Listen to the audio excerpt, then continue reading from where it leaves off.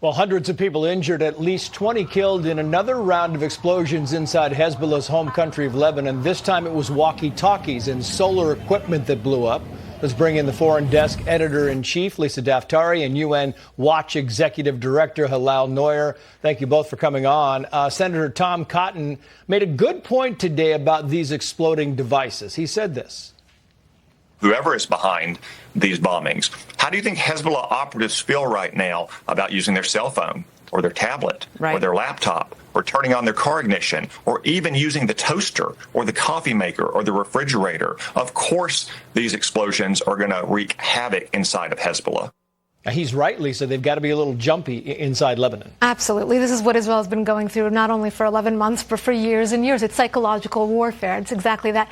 This was an unprecedented attack, and a lot of war experts are calling it exactly that, unprecedented, in the sense that it was, so targeted, so impactful. It caused physical harm. It was so incredibly precise, but it also delivered a very, very important message, not just to Hezbollah, to Hamas, and of course, the Islamic Republic in Iran. Interesting, because a former CIA counterterrorism specialist, Hillel, said the following, quote, "This was a hell of an operation. It's probably the most impressive kinetic intelligence op I've ever seen. They have now restored that notion of deterrence based on fear, this notion that Israel has eyes everywhere." It reminds me a little of the killing of Ismail Haniyeh in Iran, but on a bigger scale. What do you think about this, Hillel?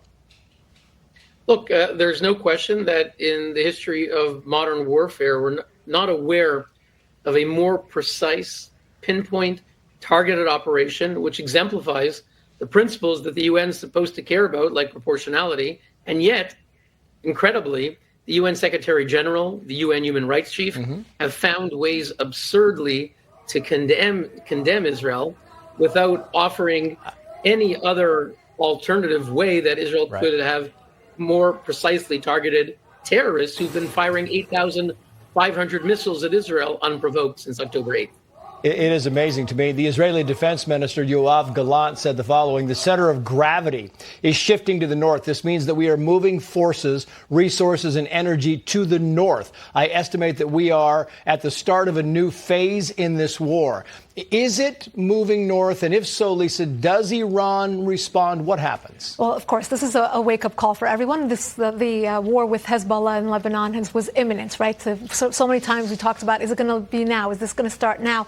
And now it's as though, they've been so embarrassed that if there's going to be a war, it's going to be now. Now, whether this will be in conjunction with the Islamic Republic, will they launch an attack from Iranian soil? Or will they wait and recalibrate and launch it from Hezbollah in southern Lebanon? Or will they do something in cahoots with Hamas in Gaza and the West Bank? They are everywhere. We know that Israel's fighting this war on multiple fronts. But the one thing I do want to add is the symbolic attack that this was on Iran's regime. If Iran's regime attacks women on the streets that are protesting and they gouge out their eyes. And so many of these Hezbollah operatives lost their eyes in this war. So the poetic justice and the symbolic attack that was served here is also quite significant. The Washington Post asked the following question here, Hillel. Hezbollah device attacks. Is this a prelude to war or an alternative? Is there an alternative to war, Hillel? I've got about 30 seconds for you.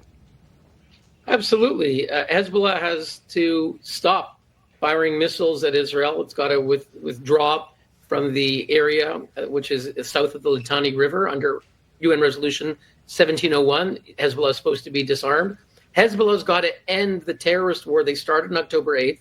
Got to allow nearly 100,000 Israelis who were forced to evacuate northern Israel to return to their homes. The moment Hezbollah stops the war against Israel, which it launched on October 8th, peace can come immediately. Hillel Neuer, Lisa Daftari, thank you both. Thank you. Well, the women